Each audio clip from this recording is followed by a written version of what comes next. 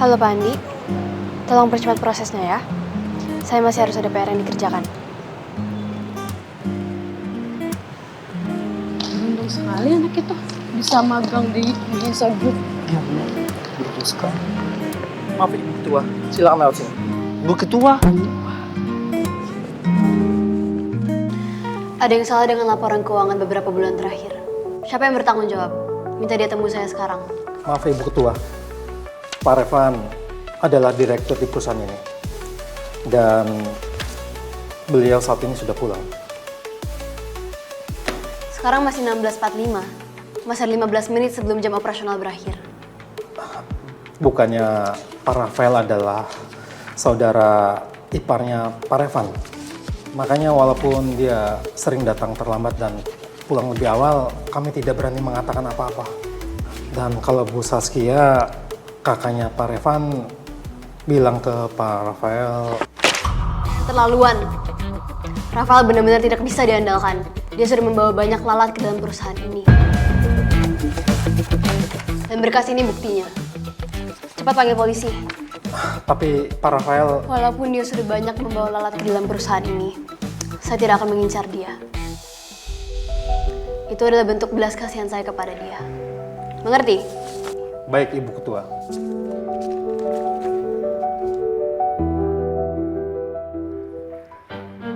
Revan itu adiknya Saskia.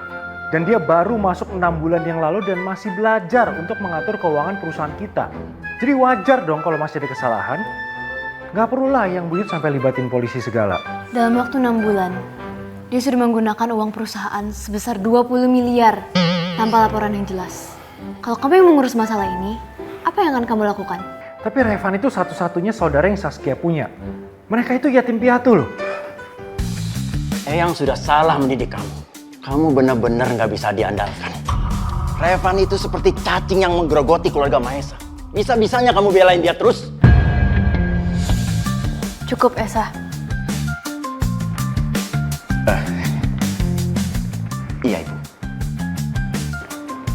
Eyang kecewa sama. Kalau Revan bisa membayar 5 kali lipat dari uang yang diambil dari perusahaan, saya akan cabut laporan. 5 kali lipat. Tapi 100 miliar itu bukan angka yang kecil loh, Yang. Apa gue harus jual semua aset properti yang atas nama gue buat bayar itu semua? Ayah, untuk mencegah kamu membayar hutang mereka dengan aset keluarga, saya baru aja meminta Pak Andi untuk mengurus balik nama semua aset yang atas nama kamu. Eyang, aku ini cicitnya Eyang loh. Kok bisa sih Eyang buyut setega itu? Saya tidak peduli mereka masuk penjara atau tidak. Saya hanya ingin memperlihatkan sifat asli mereka sama kamu. Karena bagaimanapun, ini tentang keluarga kita. Jadi saya nggak bisa diam saja. Ibu melihat segalanya secara komprehensif. Rafa, kamu jangan coba-coba ya berpikir untuk pinjam uang sama siapapun. Eyang akan peringatkan semua orang. Tapi Eyang...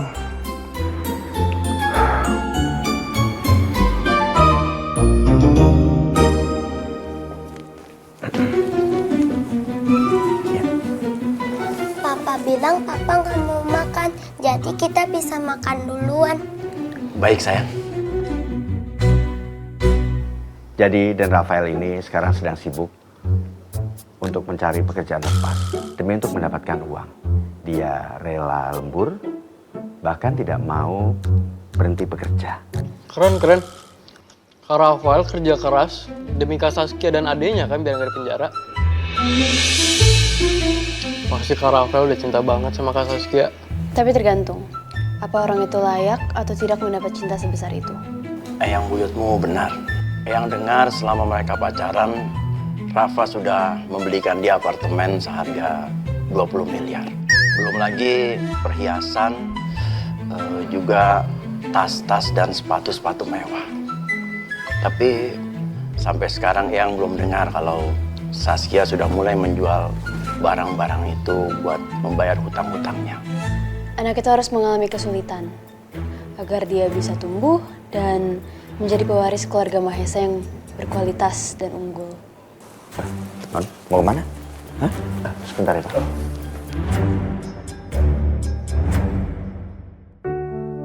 Papi, Kamu tunggu di luar ya.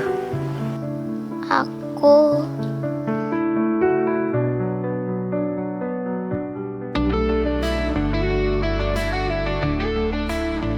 Papi makan dulu ya. Kalau papi nggak makan nanti papi bisa sakit. Papi lagi nggak sempet. Tadi Bunga dengar kata tante, papi lagi kekurangan uang. Ini uang jajan dari tante, papi, sama Om Dennis. Papi ambil ya. Papi nggak kekurangan uang kok. Kamu simpan aja ya. Beneran, Pi. Beneran. Gih, kamu main di luar, Gih.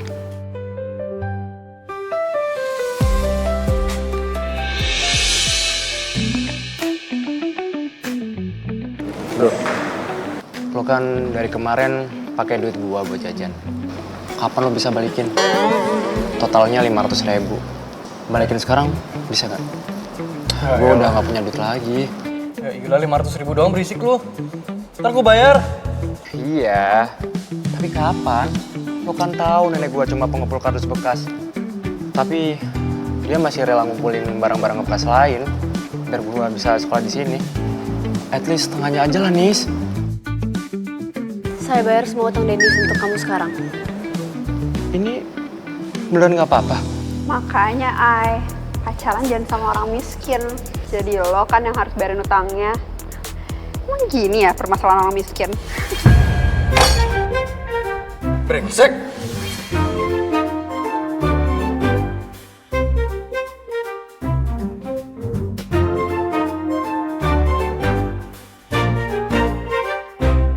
Kalau kamu tahu nenek kamu kerja sekeras itu, makanya belajar yang benar di sekolah.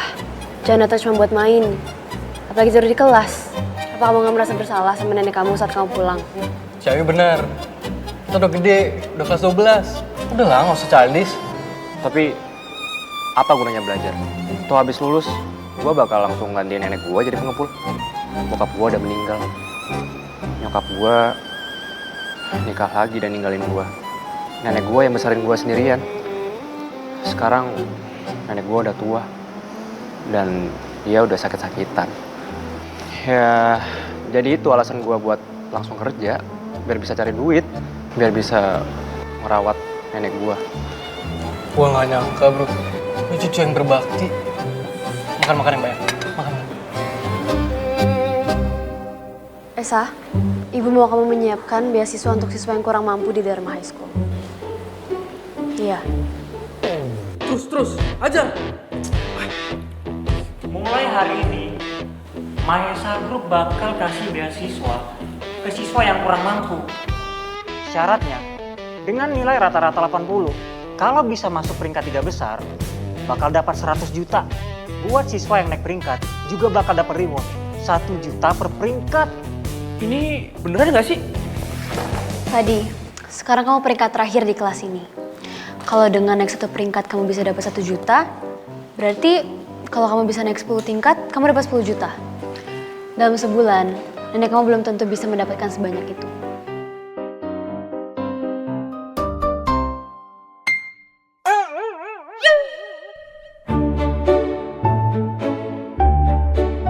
Tapi kalau gua belajar sekarang, emang masih sempet? Gak ada kata terlambat untuk memulai sesuatu. Kamu cuma perlu ambil langkah pertama.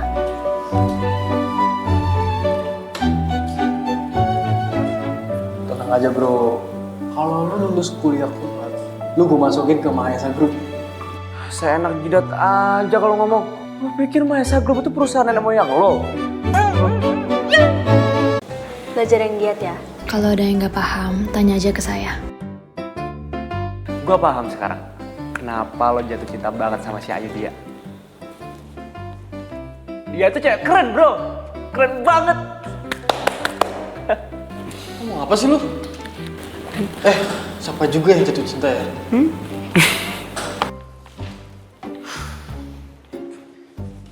Guys, balik ke tempat duduk masing-masing. Buka buku, belajar. Ayo semua belajar. Siapa sangka kelas yang tadinya dinobatkan paling buruk, sekarang menjadi kelas yang paling baik. Ibu sudah dengar apa belum? Rafael sudah berhasil mendapatkan uangnya. Sekarang dia lagi nunggu Saskia. Mereka mau bersama-sama mengembalikan uangnya.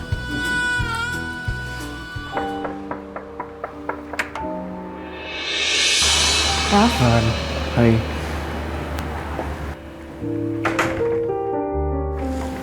Halo. Makasih banyak ya Raf, karena kamu udah bantuin aku. Ya aku tahu emang ini semua juga kesalahan adik aku. Jadi izinin aku sekarang untuk minta maaf langsung sama Pak Andaru ya. Oke, yuk. Bisa. Ibu hari ini nggak mau teh chamomile. Ibu boleh coba teh oolong yang biasa aku minum? Oh iya, baik Bu. Hey. Apa aku nggak salah lihat?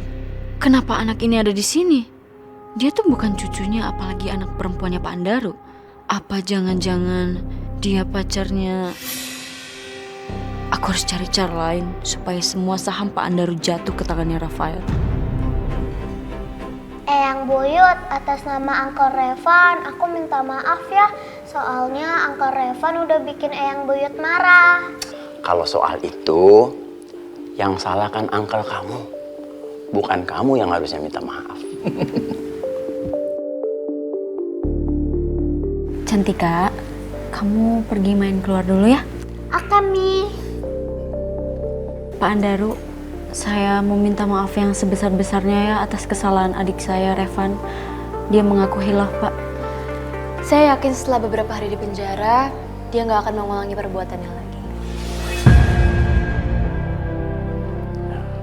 Ibu, saya buatin teh oolongnya. Tidak usah. Ibu cari udara segar dulu di luar. Kok boneka sama baju kamu banyak banget sih? Ini hadiah dari Tante Ayu dia. Dia baik banget sama aku. Katanya sih tiap dia lihat baju-baju dan boneka yang cantik, dia beliin buat aku. Oh ya, terus lihat deh ini. Aku juga punya sepatu yang kayak kamu. Kenapa dia punya lebih banyak dari aku? Jangan dirusak, itu baju-baju dan bonekaku. Mami, Papi. Kenapa sayang? Kenapa kamu? Bunga dorong aku, Mami, Papi. Katanya Bunga tangan aku kotor dan gak pantas pegang-pegang barangnya dia. Dia juga ngeledek aku. Katanya dia aku gak punya ayah. Dia juga suruh aku pergi dari sini. Katanya dia ini rumahnya dia. Aku gak lakuin itu, Pak.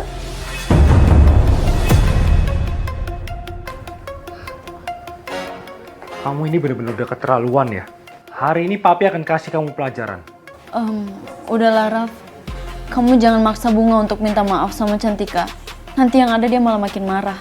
Lagian emang Cantika salah kok karena dia udah megang barang-barangnya si Bunga tanpa izin. Dan Bunga juga bener kalau Cantika emang gak punya ayah. Tapi mau ngapain Bunga?